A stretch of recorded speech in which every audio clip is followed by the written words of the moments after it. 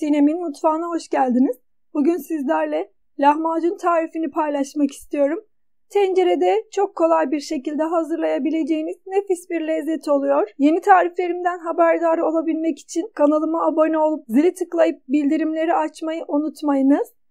Tarifimiz için 1 tutam maydanoz, 4 tane yeşil biber, 4 tane domates, 2 tane kapya biber, 2 tane kuru soğan, 2 diş sarımsak kullanıyorum.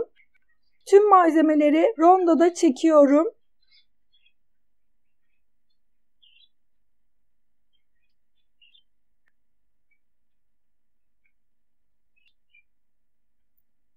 Çektiğim malzemeleri bir kap içerisine alıyorum.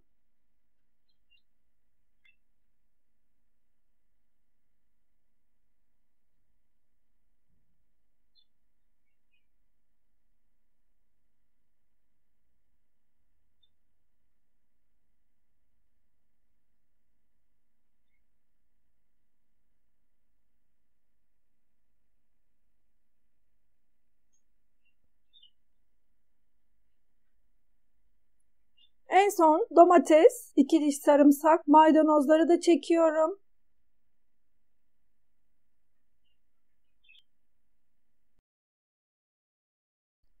Bir yemek kaşığı domates salçası, 1 yemek kaşığı biber salçası ekliyorum. 1 çay kaşığı karabiber, 1 tatlı kaşığı pul biber ve toz kırmızı biber ekledim.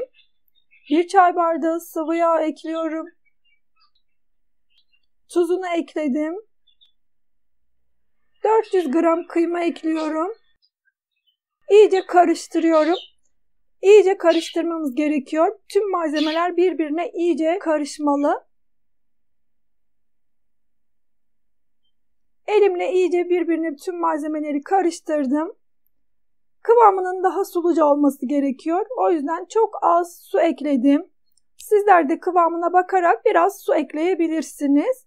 Şu anda kıvamı tam oldu. Üzerini kapatıp buzdolabında dinlendiriyorum. Yoğurma kabıma 5 su bardağı un alıyorum. 1 paket instant maya, tuzunu ekledim. Eğer isterseniz yaş maya da kullanabilirsiniz.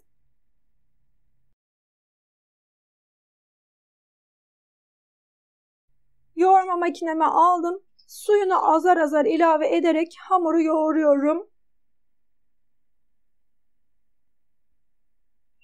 Toplamda 2,5 su bardağı su ekledim. Hamurun kıvamı bu şekilde olacak. Üzerini kapatıp mayalanmaya bırakıyorum. Hamurum kabardı.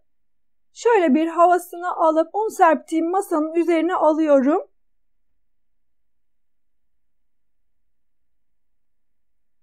Hamurumu biraz unla masanın üzerinde yoğurup toparlıyorum.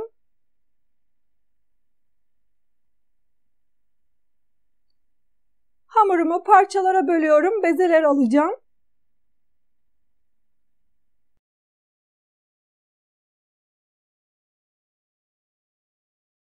Hamurları eşitleyerek mandalina büyüklüğünde bezeler alıyorum.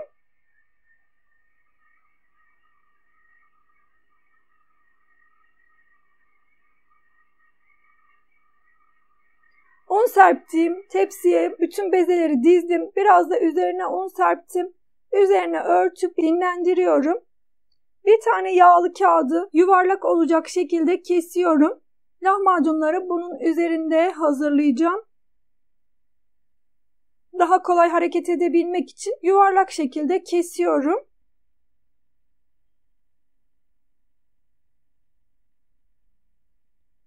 Dinlenen hamurları açmaya başlıyorum.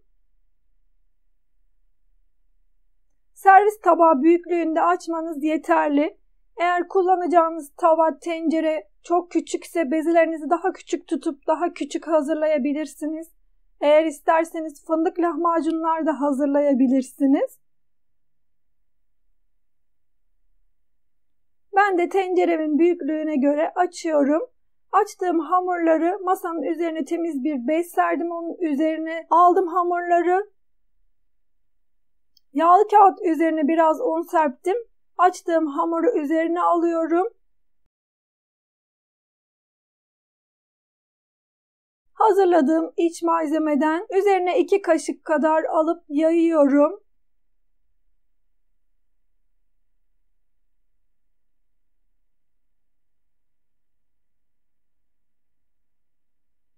Böyle parmak uçlarımla her yerine incecik olacak şekilde kıymalı harcı yaydım. Tencerem iyice ısındı.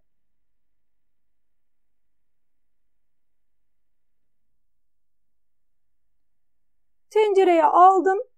Kapağını kapatıyorum. Kısık ateşte 10 dakika pişiriyorum. Böyle 6-7 dakika sonra bir kontrol ediyorum altını, kızarıp kızarmadığını.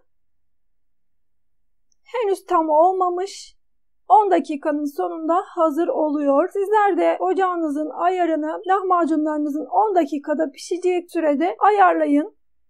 Bütün lahmacunlarımı bu şekilde hazırladım.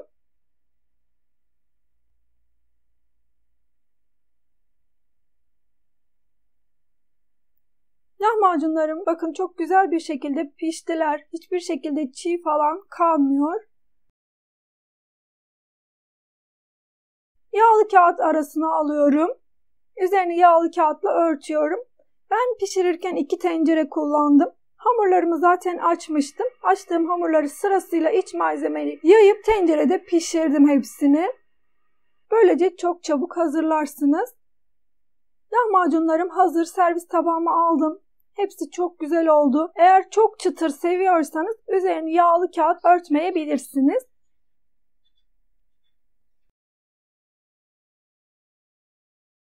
Üzerine soğan, domates,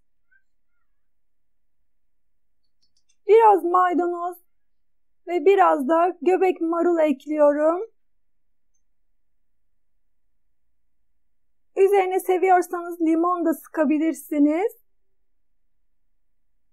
Nefis lahmacunlarımız hazır. İncecik oldular. Deneyeceklere şimdiden kolay gelsin. Herkese afiyet olsun. İzlediğiniz için teşekkürler. Bir sonraki tarifimde görüşmek üzere. Hoşça kalın.